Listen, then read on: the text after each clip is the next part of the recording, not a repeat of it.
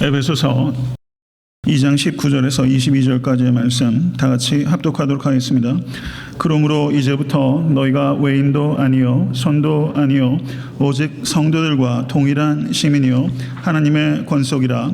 너희는 사도들과 선지자들의 터 위에 세우심을 입은 자라. 그리스도 예수께서 친히 모퉁이 돌이 되셨느니라. 그의 안에서 건물마다 서로 연결하여 주 안에서 성전이 되어가고 너희도 성령 안에서 하나님의 거하실 처소가 되기 위하여 예수 안에서 함께 지어져 가느니라. 아멘. 하나님의 말씀입니다. 에베소서 서신서는 다른 서신서보다 월등히 짧은 서론의 부분이 있습니다. 1장 1절에서 2절이 에베소서의 서론이라고 할 수 있고요. 3절에서부터 곧바로 사도 바울은 본론으로 직행합니다. 1장 3절에서 2장 10절의 주제는 하나님께서 예수 그리스도 안에서 주신 새로운 생명, New Life에 대해서 말씀하고 있는 것이고, 2장 11절에서 3장 21절까지는 하나님께서 예수 그리스도 안에서 주신 새로운 공동체, New Community, 새로운 공동체는 교회입니다. 하나님께서 이 땅에 내어놓으신 하나님의 역작, 하나님께서 이 땅에 보여주시는 죄된 사회 가운데 던져주시는 하나의 질문, 새로운 대안사회. 한국 공교육이 다 무너져서 요즘 대안교육이란 말 많이 있죠. 이 세상 사회에는 희망이 없습니다. 하나님께서 이 세상에 희망으로 주신 하나의 대안사회, 뉴 커뮤니티, 그게 교회입니다. 믿으십니까? 우리의 눈에 보기에도 너무 형편없어 보이는 이 교회가 하나님께서 세상에 주신 소망이에요. 이것을 믿으실 수 있게 간절히 바랍니다. 2장 11절에서부터 3장 21절까지 뉴 커뮤니티에 대해서 말씀하고 있는 이 본론의 두 번째 큰 단락에서 2장 11절에서 21절까지는 우리 주 예수 그리스도로 말미암은 이방인들의 상태의 변화를 기록하고 있는 부분이라고 볼 수 있습니다.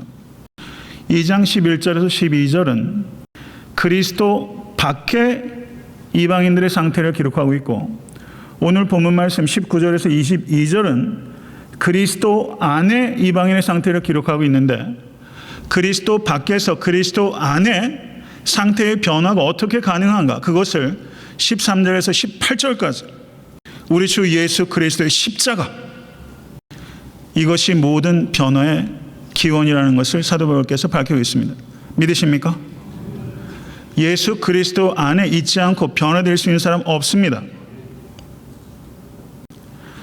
저는 지지난주에 에베소서 2장 11절에서 18절까지의 말씀에 대해서 강의를 했고, 오늘은 19절에서 22절의 말씀을 강의하면서 이 소단락을 맺고자 합니다. 19절은 그러므로 이제부터 라고 사도 바울께서 이 이방인들의 상태의 변화를 결론을 내리고 있어요. 절정에 도달했습니다. 그러므로, 사랑하는 성도 여러분, 신앙은요, 그러므로의 신앙이에요. 신앙은 그러므로를 생각할 줄 알아야 됩니다. 생각할 줄 알아야 된다는 거예요. 교리에 근거해서 생각을 발전시키고 교리에 근거해서 실천할 수 있어야 신앙입니다. 그러므로가 무시되는 것을 신앙이라고 하지 않아요. 그러므로의 사고를 할 수 있는 애타한테 섬기는 교회 모든 성도 되실 수 있게 되길 주님의 간절히 축원합니다. 그러므로 이제부터 너희가 외인도 아니요 손도 아니요 그리스도 안에서 이방인들의 아이덴티티, 정체성이 무엇인가, 그것을 사도 바울께서는 먼저 네거티브 센스로, 부정적으로 무엇이 아니다 라고 정의를 하고, 그 다음에 파지티브 센스로 무엇이다 라고 그리스도 안에서 이방인들의 상태를, 아이덴티티를 정의하고 있습니다. 그리스도 안에서 이방인들은 더 이상 외인이 아닙니다. 우리들은 더 이상 외인이 아니에요. 그리스도 안에서 이방인들은 더 이상 손님이 아닙니다. 믿으십니까? 이게 우리의 정체성을 정의하고 있는 거예요. 우리는 외인 아니고 우리는 손님 아닙니다. 여기서 외인이라고 번역되고 있는 단어가 크세노이라는 단어고요. 손님이라고 번역되고 있는 단어가 파로이코스라는 단어인데 실제 NIV 번역은 어떻게 번역하고 있냐면 foreigners and strangers라고 번역하고 있어요. 그런데 요즘 유스 학생들이 많이 읽는 성경이 NLT라는 번역이에요. 좀 더 의역이 된 번역인데 거기에서는 strangers and foreigners라고 번역하고 있어요. NIV는 foreigners and strangers, NLT는 strangers and foreigners. 그러니까 이 단어가 서로 거의 유사한 뜻을 담고 있어서 번역상에 교차적으로 번역해도 문제가 생기지 않을 만큼 이 단어 외인 그리고 손이라는 단어는 매우 유사한 거의 동요에 가까운 단어라고 볼 수 있다는 것입니다. 실제 구약 성경을 그리스어로 번역한 70인역 셉터진트에서도 이 두 단어 크세노이와 파로이코스라는 단어는 거의 같은 뜻으로 교차적으로 사용됩니다. 사도 바울께서 여기에서 너희가 손님이 아닙니다 라고 한 번 말하면 의미는 사실 통하는데 이것이 외인도 아니요 손도 아니요 라고 두 차례에 걸쳐서 말하는 것은 강조하려는 거예요. 사랑하는 성도 여러분, foreigners처럼 strangers처럼 신앙생활 하지 마세요. 애타한테 섬기는 교회 5년 역사예요. 5년 이 시간 아무것도 아니에요. 새롭게 많은 성도님들이 매달 매주 많이 오세요. 나는 이 교회의 foreigner다. 나는 이 교회의 stranger다. 스팅이라는 유명한 뭐죠? 있는데 거기에 에일리언이라는 그런 아마 제목의 노래가 있는 것 같아요. 저도 한때 꽤나 좋아했었는데 교회에서 내가 에일리언이라고 생각하지 마세요. 나는 아웃사이더. 알베르트 카미가 쓴 아웃사이더. 아웃사이더의 스피릿 너무 좋아하지 마세요. 난 교회에서 아웃사이더야. 나는 비주류야. 정치인들도 비주류 많잖아요. 교회에서 나는 비주류야. 나는 책임에서 벗어나 있어. 나는 권리에서 벗어나 있어. 이런 생각 굉장히 무책임한 거예요. 그런 생각 하지 마세요. 예수 그리스도 안에서 우리는 더 이상 외인도 아니고 손도 아닙니다. 믿으십니까? 이렇게 사도 바울께서는 두 가지로 걸쳐서 부정적인 네거티브 센스로 우리가 새로운 정체성이 무엇이 아닌지를 말한 후에 긍정적인 정체성, positive identity로 나아갑니다. 오직 성도들과 동일한 시민이요 하나님의 권속이라. 오직이라고 번역되고 있는 성경 원어는 일반적으로 오직이라고 번역된 성경 원어는 다른 단어가 있어요. 그런데 여기에서 이 오직이라고 번역된 단어는 사실은 알라라는 접속사인데 이것은 but이라는 뜻입니다. 매우 강력한 역접의 의미를 전달하는 접속사가 but이에요. 영어 번역을 보면 only라고 번역되고 있는 성경은 아마 거의 못 찾으실 거예요. 다 but이라고 번역하고 있어요. 그러니까 우리 번역은 상당히 의역을 했다 이렇게 볼 수 있는 것이죠. 그러나 외인도 아니요 손도 아니라 그러나 성도들과 동일한 시민이요 하나님의 권속입니다. 사도 바울은요 굉장히 강력하게 이것을 선포하고 있는 거예요. 성도들과 동일한 시민이요 하나님의 권속이라. 사도 바울이 강력하게 강조하고 있는데 이 의미가 여러분들 마음에 부딪히세요? 이게 도대체 무슨 뜻인가? 아마 무덤덤하실 거예요. 이 뜻은 성도들과 동일한 시민이요. 조금 복잡한 이야기를 제가 드리겠어요. 주일에는 제가 이렇게 설교 못합니다. 근데 수요일 날은 강의하기 때문에 내가 차분하게 깊이 있게 시간을 안배하면서 제가 다룰 수 있는 장점이 있기 때문에 영어 번역을 보면 You are fellow citizens with the saints 라고 번역하면서 성도들과를 with the saints 라고 번역하고 있습니다. 그러면 여기에서 성도들은 누굽니까? 성도들과 동일한 시민이요. 여기에서 너희들은 이방인 그리스도인들을 가리킨다면 성도들과 동일한 시민이요 라고 했을 때 그 성도들은 누구를 가리키는가? 학자들은 5가지 정도로 이야기를 해요. 그런데 그 얘기하면 너무 머리가 아플 것 같아요. 그래서 그거 5가지를 다 설명하지는 않겠고요. 2가지 가장 적절하다고 이해되는 견해는 유대인 그리스도인들을 성도들이라고 표현했다는 거죠. 주 안에서 유대인 그리스도인들이나 에베소 이방인 그리스도인들이나 이제 동일한 시민이라는 거예요. 할렐루야. 모든 장벽이 다 철폐되었기 때문에 유대인 그리스도인이나 이방인 그리스도인이나 동일한 권리와 동일한 책임을 갖게 된 것입니다. 이게 하나의 견해라고 볼 수 있고요. 또 하나는 유대인 그리스도인들과 이방인 그리스도인들을 모두 묶은 다른 모든 성도들과 동일한 시민입니다. 이런 뜻을 전달할 수 있다고 보는 거죠. 그 성도들은 이 2가지 의미로 해석할 수 있어요. 유대인 그리스도인들과 유대인 이방인 가리지 않고 모든 다른 그리스도인들. 2가지 의미가 결국은 똑같은 의미를 전달해요. 사랑하는 성도 여러분, 우리는 단 한 가지의 신분을 갖는 거예요. 성도입니다. 할렐루야. 얼마나 영광스러워요. 이번에 선교를 가면서 남미의 캐톨릭 전통이 대단하더라고요. 그 산간 오지에 1500, 600년째 지어진 성당 안에 들어가 보니까 얼마나 세인트들을 많이 모여놨는지 몰라요. 막 성상들이 자욱해요. 저는 무슨 인형의 집에 들어온 것 같더라고요. 성도들이 그렇게 추앙받는 성도들이 있어요.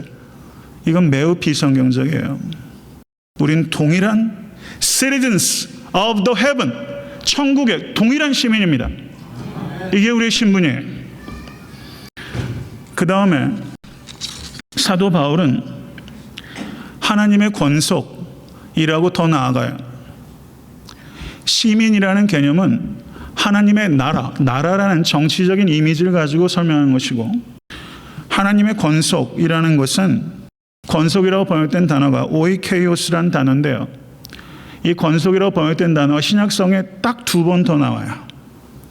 디모데전서 5장 8절 제가 읽겠습니다.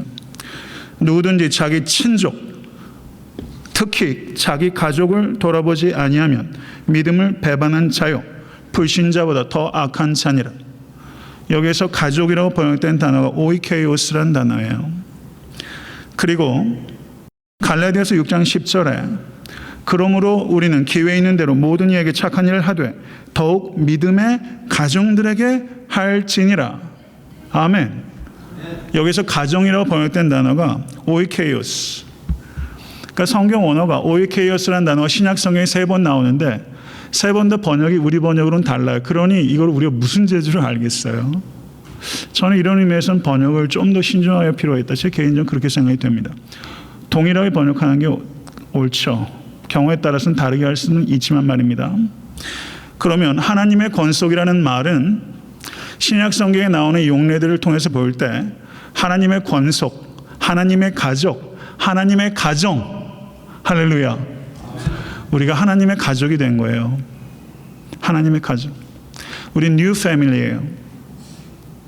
부모님의 피를 나눠 가졌을 때 가족이라고 그러잖아요. 가족 소중한 겁니다.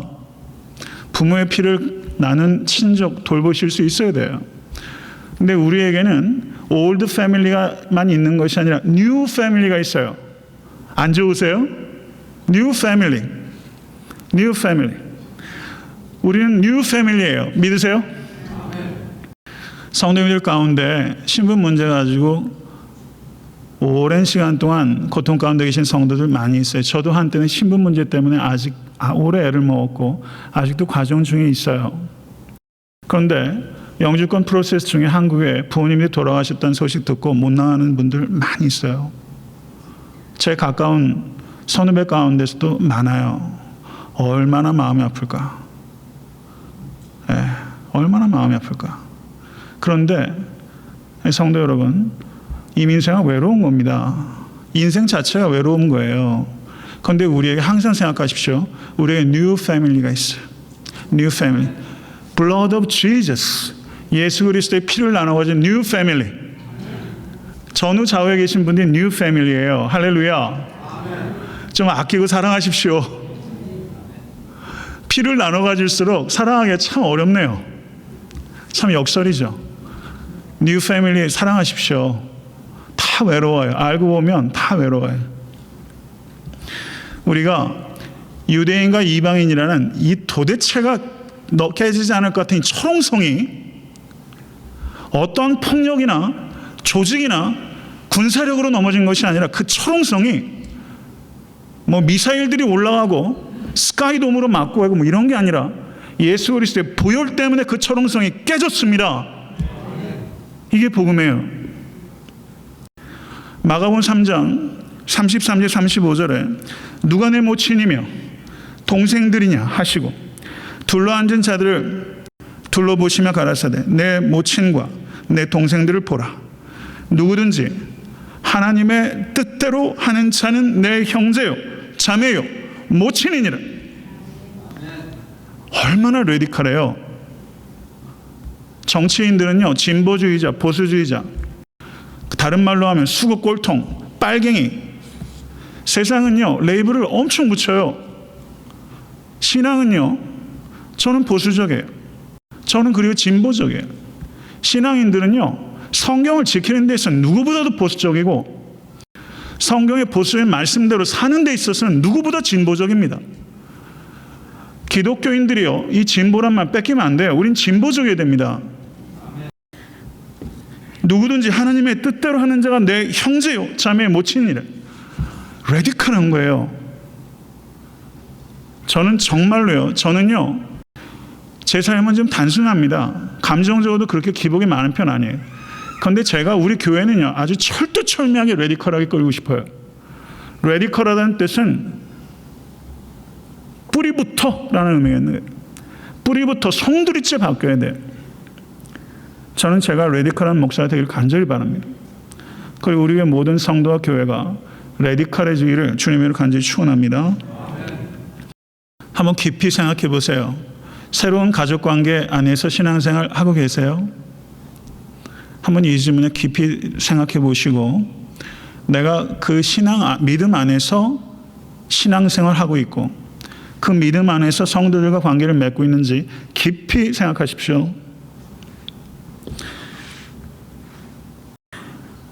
사도 바울께서 동일한 시민이요 하나님의 권속이다 라고 말했을 때 이 말을 한마디로 요약하면 주인의식이라고 할 수 있다고 저는 봅니다. 주인의식. 여기서 굉장히 중요한 게 있어요. 제가 요즘 많이 강조하는 바입니다. 주인의식을 가지고 신앙생활을 하십시오. 교회에 오신 지 몇 년이 됐든지 상관없이 우리에게 필요한 것은 주인의식이에요. 다른 말로 하면 책임의식입니다. 책임의 경중이 다를 수는 있지만 책임이 없는 사람 한 사람도 없어요. 주인의식을 갖되 주인 행세하면 안 됩니다. 제가 몇 주 전에도 설교했죠. 주인 행세하기 가장 쉬운 사람은 목사예요. 개척교회 목사, 개척한 목사. 제가 주인 행세하기 쉬워요.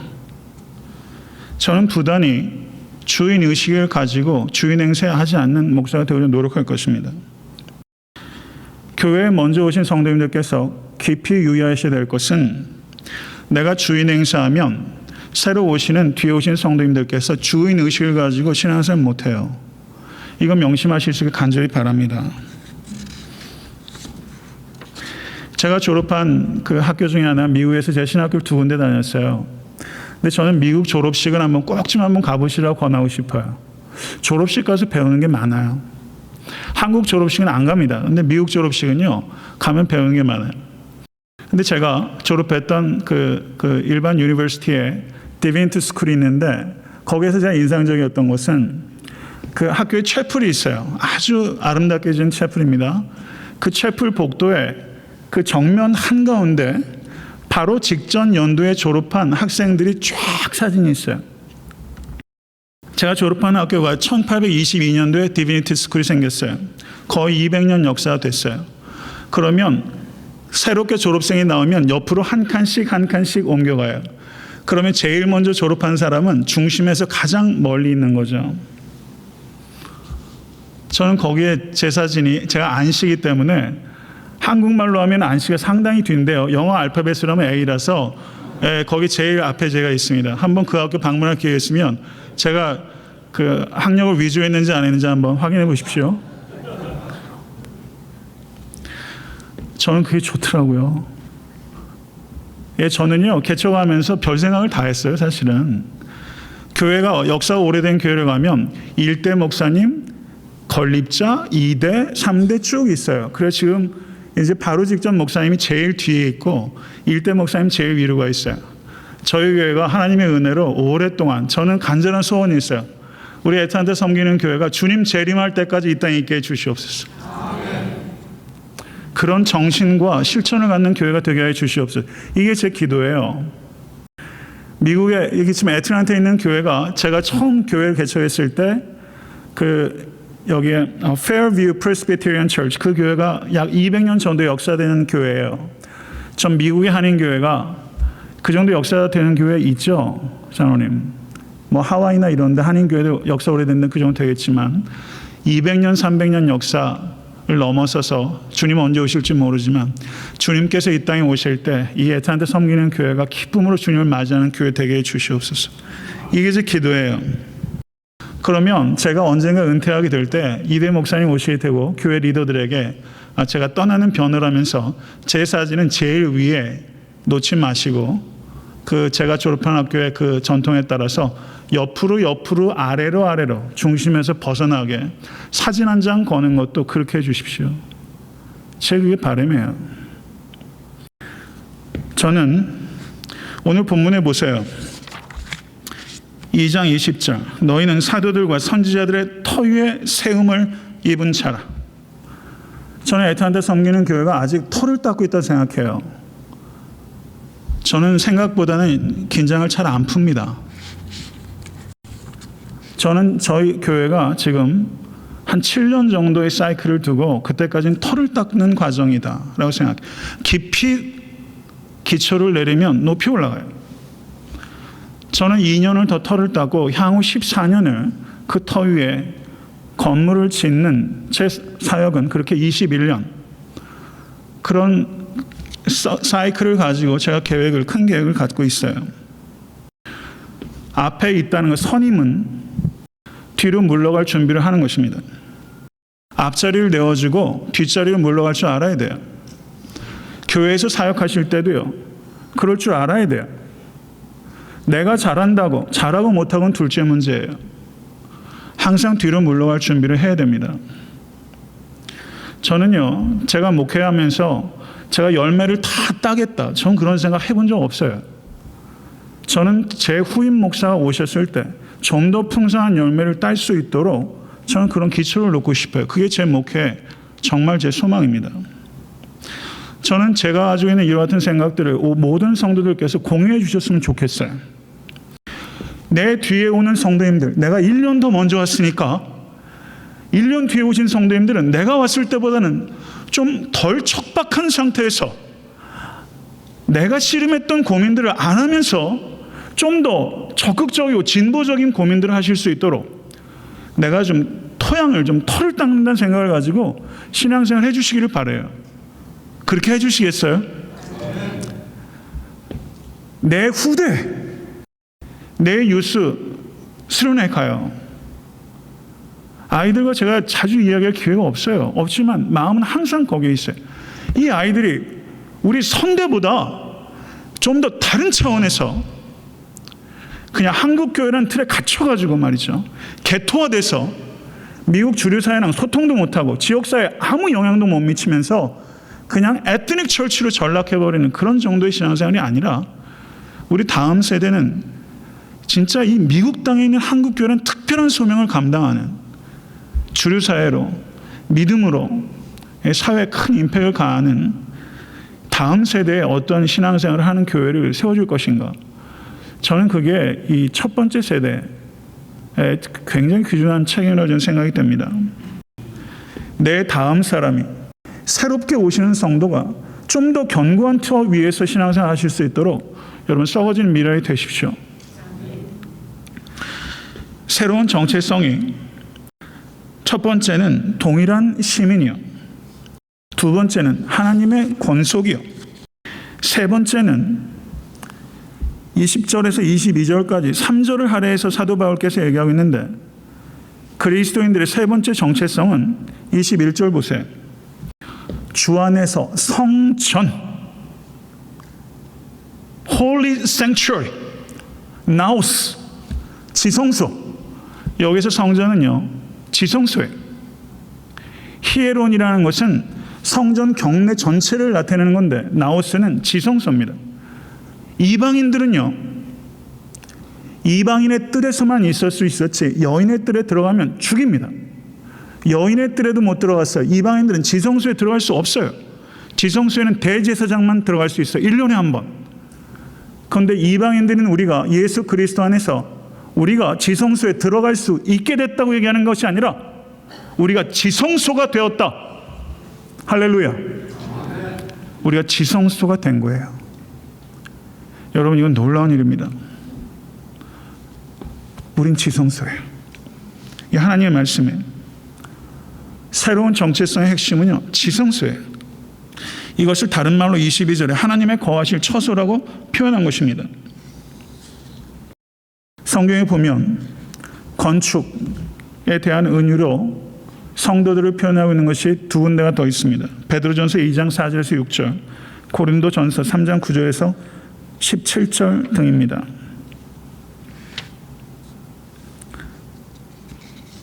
여기에서 저는요, 21절 말씀 보세요. 건물마다 서로 연결하여 라고 말하고 있어요. 건물마다 서로 연결하여. 성도들은요, 저는 성도님들을 볼 때 어떻게 생각할 때 있냐면 벽돌로 볼 때 있어요. 벽돌. 다 벽돌이에요. 저도 벽돌. 여러분도 벽돌. 벽돌과 벽돌을 세우려면 어떻게 거기에다 뭘 넣어요? 모르타르라고 그러나요? 네. 중간에 연결되는 걸 넣어서 자꾸 왜 설교하면서 제가 묻죠. 중간에 뭘 넣어요. 그래서 연결을 시켜요. 연결되어가는 건물에 우리는 벽돌과 벽돌이 모르타르를 통해서 연결이 되고 건물과 건물은 가교를 통해서 연결이 되잖아요. 성도와 성도는 그렇게 연결되고 교회와 교회도 그렇게 연결돼서 우리는 보이지 않는 하나의 교회로 연결된 건물들입니다. 애틀랜타 섬기는 교회와 애틀랜타에 있는 다른 많은 한인 교회들은 서로 가교로 연결되어 있는 하나의 건물을 건축 중이에요. 이 의식을 가지실 수 있는 여러분과 제가 될 간절히 바랍니다. 다른 교회가 허물어지는 것을 우리가 기뻐해서는 안 돼요. 아파해야 됩니다. 서로 연결되면은요, 느껴지는 거예요. 성도님들과 손을 잡고 기도할 때 많아요. 근데 손을 좀 조금만 꽉 잡으면요, 맥박이 느껴져요. 맥박이 느껴져요. 이분이 조금 맥박이 빠르다. 느껴져요. 손이 좀 따뜻하다, 차갑다 느껴져요. 그 사람의 건강 상태도 어느 정도 감이 올 정도로. 제 손 잡으시는 분은요, 제가 손이 좀 뜨겁대요. 항상 그런 말씀 많이 하세요. 제 손이 좀 열이 많은 편이에요. 서로 연결된다는 것은 그만큼 공감한다는 뜻입니다. 그만큼 영향을 미친다는 거예요. 내가 힘을 콱 주면 힘이 전달이 되는 거예요. 누가 아프면 같이 아프고 누가 웃으면 같이 웃어요. 진동해요. 여기에서 보시면요, 2장 5절과 6절을 한번 보시기 바랍니다. 에베소서 2장 5절에서 6절. 에베소서 2장 5절에서 6절. 다 같이 읽겠습니다. 허물로 죽은 우리를 그리스도 예수 함께 살리셨고 너희가 은혜로 구원을 얻은 것이라. 또 함께 일으키사 그리스도 예수 안에서 함께 하늘로 앉히시니. 아멘. 함께 살리셨고 순 에조포에센, 함께 일으키사 순 에게이렌, 함께 하늘에 앉히시니 순 에카시센. 순이란 전치사가 있어요. 순. 그런데 그 첫 번째 연결되는 그 단어의 발음에 따라 순이로 연결될 때도 있고 숨이라고 연결될 때도 있어요. 이 전치사는 함께라는 뜻을 전달합니다. 그런데 오늘 본문의 19절에서 동일한 시민이라고 번역됐죠. 이것도 사실은 의역이에요. 동일한 시민은 숨 폴리타이, 한 단어입니다. 그 다음에 21절 보세요. 서로 연결하여. 이 단어 우리 번역으로는 부사와 동사로 연결되어 있지만 실제 성경어는 순 아르모로 구메네 분사입니다. 함께 지어져 가느니라 순 오이코도 메이스세 라고 말하면서 순이란 단어가 다 붙어 있어요. 교회는요 함께 공동체입니다. 사탄은 그러면 뭘 하느냐? 순을 띠려는 거예요. 교회에 이 접두사 순이란 전치사가 떨어져 나가면 교회가 아닙니다. 사탄은 항상 이 접두사를 띠려는 거예요. 저를 따라 하십시오. 연합 자체가 마귀에 대한 공격이다. 연합을 지키는 것 자체가 승리다. 아멘. 이거 반드시 기억하셔야 돼요. 연합하는 것은 연합군을 만들어서 나치라고 싸우는 게 연합이 싸우기 위한 수단이 아니에요. 교회에서의 연합은요, 그것 자체가 사탄에 대한 강력한 무기요, 연합 자체가 승리입니다. 이거 기억하셔야 돼요. 찬양대, 찬양팀, 목장, 부서, 신앙 경험과 경륜이 다 달라요. 이런저런 갑론을박들이 있을 수 있고 우리는 가급적이면 효율적일 필요가 있습니다. 그렇지만 서로 효율적인 거 얘기하다가 순이 떨어져 나가면 지는 거예요. 이거 항상 명심하십시오. 제가 사역자들한테도 항상 얘기하는 게 있어요. 너무 잘하려고 하지 마세요. 담임 목사에게 자꾸 뭐 보여주시려고 하지 마세요. 하나 되세요. 순을 반드시 붙이실 수 있는 여러분과 제가 될 수 있게 되기를 간절히 바랍니다. 우리가 증거하는 복음은 십자가의 사랑의 메시지입니다. 복음 전도가 난관에 봉착한 이유는 교회 안에서 사랑을 발견하기 너무 어렵기 때문이에요. 높은 산에 올라가면 산소가 희박해요. 산소 마스크를 써요. 교회에서 사랑을 숨쉬려면요, 산소 마스크를 써야 돼요. 안 그래요? 교회의 사랑이 잘 보여요? 정말 사랑 있는 목사 보기 쉽습니까? 저는 그런 목사라고 생각하세요? 교회 안에서 사랑 보기 어려워요. 그래서 전도가 안 됩니다. 애타한테 섬기는 교회에 사랑이 보여야 돼요. 정말 사랑이 안 보이면요, 좀 더 레디컬하게 말씀드릴까요? 전도하지 마세요. 교회에서 시험 들어요. 교회에 사랑이 없으면 전도할 수도 없고, 교회에 사랑이 없으면 커스터머들 같이 사람들 모을 수 있을지 모르지만 성도 못 만듭니다. 교회 안에 사랑이 보여야 돼요. 사랑은 눈에 안 보이지만 사랑은 눈에 보여요. 추상적인 거지만 가시적입니다. 저는 애타한테 섬기는 교회, 그런 사랑 보이는 교회가 될 수 있기를 간절히 바랍니다.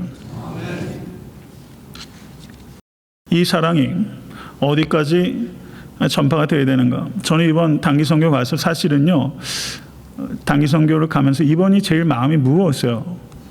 성도님들 제 건강 때문에 염려하신 부분도 많았지만 가서 건강 잘 유지할 수 있었어요. 되게 감사해요. 근데 가면서 뭔가가 좀 마음에 좀 이번에 짐이 좀 있었는데 저를 많이 만져주셨고 제가 굉장히 리차지가 됐어요. 할렐루야. 성도님들이 많이 기도해 주셔서 그런 것 같아요. 전 선교만 갔다 오면 무슨 링겔 하나 맞고 온 것 같아요. 예, 힘이 나요. 근데 마음이 많이 아파요. 가서 봤던 사람들. 어제도 한동안 집에 가서 사진도 쭉 넘기면서 애를 봤는데 너무 예쁜 아이가 하나 있는데 눈에 자기 눈이 아니라 하얀 구슬이 하나 박혀있는 아이가 있었어요. 한참 쳐다봤어요. 아이들 하나하나 면면을 보면요, 소위 말해서 옛날 빨간 약만 있어도 쉽게 고쳤을 텐데 그런 거 못해가지고 애들이 염증이 얼마나 많고 그게 아주 치명적인 부위에 이렇게 염증들이 많아가지고 그냥 마음이 아프더라고요. 근데 세상에 그런 사람들이 참 많지만 아프리카에서 온 편지가 있습니다. 이건 실화예요. 지금 아프리카가 굉장히 어려운 가운데 있어요. 그 그 실화를 소개하고자 합니다. 1999년 8월 아프리카 기니의 수도 코나크리를 출발해서 벨기에 브뤼셀로 가는 비행기 화물칸에 흑인 소년 2명이 몰래 타고 있었는데 거기서 꽁꽁 얼어붙어 죽고 말았습니다. 14살, 15살 두 소년이 유럽에 비행기를 타고 미립국하다가 매우 높은 고도에서 영하 50도 되는 저온 상태에서 화물칸에 있다 동사했던 것입니다. 브뤼셀 국영항공사 직원들이 이 얼어붙어 죽어있는 아이의 손에 들린 편지를 프랑스로 적혀있는 편지를 보고서 이 14살, 15살 소년들의 미립국 의도를 알게 됐습니다. 그런데 그 편지를 읽고서 수많은 사람들의 마음을 울렸어요. 이 14살, 15살 소년들의 이름은 야킨 고이타와 포드 트루카나라는 용기 있는 소년들입니다. 거기에 이 소년들이 수신을 유럽의 지도자 분들께 라고 편지를 쓴 거예요. 존경하는 유럽의 지도자 여러분, 저희 둘의 험난한 여행과 고통의 목적을 말씀드리고자 합니다. 아프리카 어린이들은 지금 너무나 견디기 힘든 고통을 겪고 있습니다. 전쟁과 전염병에 시달리며 먹을 것을 찾아 헤매고 있습니다. 학교 건물은 있지만 선생님과 책이 없어 공부는 꿈도 꾸지 못하고 있답니다. 여러분의 가족과 자녀에 대한 사랑을 저희에게 조금만 나누어 주시기를 바랍니다. 혹시 저희들이 죽어서 발견되거든 우리가 겪고 있는 전쟁과 참상을 알리고 도움을 청하려 했던 뜻을 헤아려 널리 알려주시기 바랍니다. 이 소식을 루이 미셸 벨기에 외무장관이 이 편지를 유럽 각국에 보내서 이 소년들의 소망을 이루는데 동참해 주실 것을 부탁했습니다. 그리고 이 벨기에 외무장관이 아프리카의 가난과 고통에 대한 해결은 단순한 생각의 대상이 아닙니다. 그것은 인간으로서 함께 해야 될 의무입니다. 이게 실화인데요. 저는 이번에 선교를 가보면서 이만큼 혹은 이것보다 더 심각한 빈곤 상태라고 이야기할 수 있을 만한 상황이라 좀 보여지더라고요. 저는 이 아이들 동사한 손에 잠겨있던 편지를 들고 있는 성도들이 있다고 생각해요. 이 도움을 청하려는 편지를 쥐고 있는 성도들이 우리 가운데 있어요. 이 애틀란타 땅에 있습니다. 과테말라에도 있어요. 과테말라에 저희가 예정에는 없었지만 수도로 저희가 교환해서 예배를 드리면서 그 교회 사랑의 달인데 한국 사람들이 무책임하게 씨를 뿌려가지고 태어난 아이들, 고아들 17명을 섬기고 계신 목사님 그리고 아이들이 와서 예배를 드렸어요. 그 아이들 손에 편지가 있잖아요. 우리 좀 도와주세요. 저는 애탄데 섬기는 교회가 그 편지를 보고서 인간으로서 함께해야 될 의무 정도가 아니라 성도로서 함께해야 될 의무에 동참할 수 있게 되기를 간절히 바랍니다. 저는 그러기 위해서 애타한테 섬기는 교회가 힘이 좀 있었으면 좋겠어요. 힘을 보내기 위한 힘 말입니다. 그래서 하나님께서 우리에게 지경을 넓혀주셔서 우리가 내 배 채우는 것에만 연연하면서 살다가 내 힘만으로는 안 되는데 애타한테 섬기는 교회라는 이 거룩한 통로를 통해서 과테말라 땅에 열방에 기니의 그 두 소년 같은 아이들의 손에 있는 편지를 읽고 도와줄 수 있는 교회, 그런 교회 한번 세워보고 싶지 않으세요? 말씀을 맺습니다. 21절 주 안에서 성전이 되어가고, 성전이 되어가고라는 동사는 되어가고 현재 시제입니다. 아욱사노라는 동사의 현재 시제형 3인칭 단수 아욱세이 현재 시제예요. 우리는 성전이 되어가고 있는 중이에요. 할렐루야. 이거를 다른 말로 하면 우리는 공사 중이에요. 우리는 성전이 되어가고 있는 construction, under construction 중입니다. 아멘. 목회자에 대한 판단, 교회 리더들에 대한 판단, 목자들에 대한 판단, 목원들에 대한 판단, 성도들에 대한 판단. 성도 여러분, 조금 여유를 가지세요. 극단적이어서는 안 됩니다. 만약에 우리가 여유를 갖지 못하면 사도 바울은 그냥 핍박자로 인생 끝났어요. 은혜가 변화시킵니다. 항상 여유를 가지세요. 여러분 눈에 볼 때는 성도 여러분, 제가 담임 목회 경력 불과 5년이에요. 5년에 제가 얼마나 제대로 된 목사가 됐겠다고 생각하세요? 여러분 저한테 지금 너무 큰 거 기대하지 마세요. 조금 기다려주세요. 5년에 제가 연글면 얼마나 연글겠어요? 저는 50살은 돼야 목사 꼴이 될 거라고 생각해요. 저도 좀 기다려주시고 피차간에 좀 기다려주십시오. 우리는 아웃세이 되어가고 있는 중입니다. 믿으세요? 교회 리더들을 보실 때도 그런 여유를 가지고 봐주세요. 제가 목회자로서의 소양과 자질과 인격이 현저히 부족한데도 불구하고 목회하는 것 저에게는 꽤나 큰 모험이고 용기예요. 교회 리더들도 그 부담 다 가지고 있어요. 그 부담 가지고 있는데 누군가가 총대를 또 매야 되잖아요. 그래서 어렵게 감당해 주시는 거고, 집의 가장들, 아내 여러분, 가장들을 좀 불쌍히 여기십시오. 긍휼을 가지세요. 책임감을 가지고 씨름하고 있는 가장들 애처롭게 생각하시고 불쌍히 여기세요. 사랑은 불쌍히 여기는 겁니다.